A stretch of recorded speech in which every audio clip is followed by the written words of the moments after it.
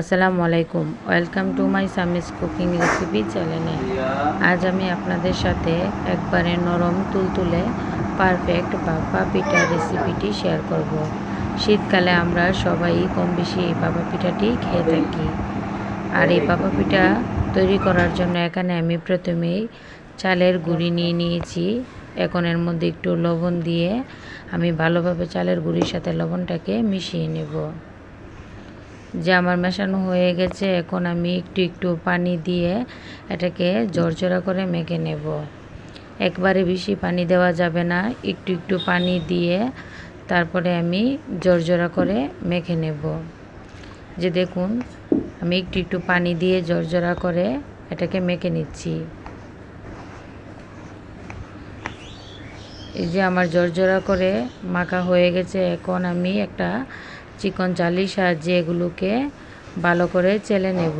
এতে করে গুঁড়িটাও অনেকটা সুন্দর হয় এবং ভাপা পিঠাটাও অনেক নরম এবং সফট হয়।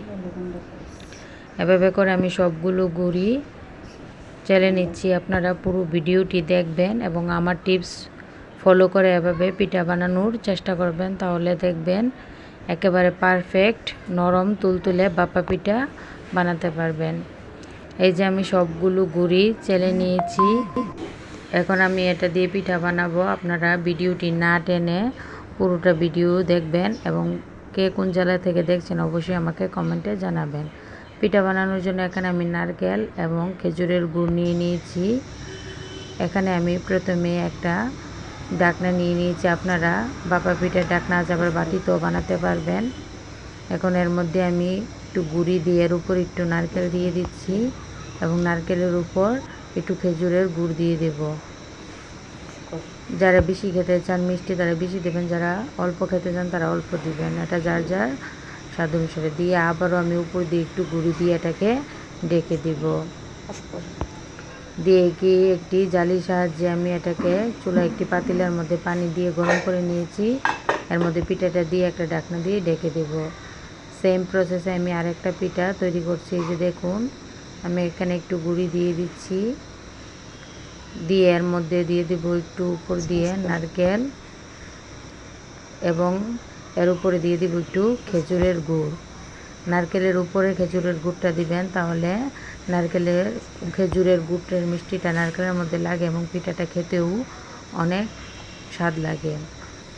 যে আমি আরেকটা পিঠা বানিয়ে ফেলেছি। এখন আমি এই যে দেখুন, এই পিঠাটা প্রায় 2 থেকে 3 মিনিট জাল দেওয়ার পরে হয়ে গেছে। এখন এটাকে আমি নামিয়ে নেব।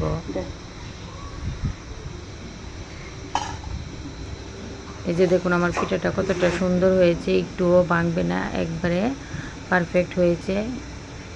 সেম প্রসেসে আমি আরেকটা পিঠা এখন দিয়ে দেব।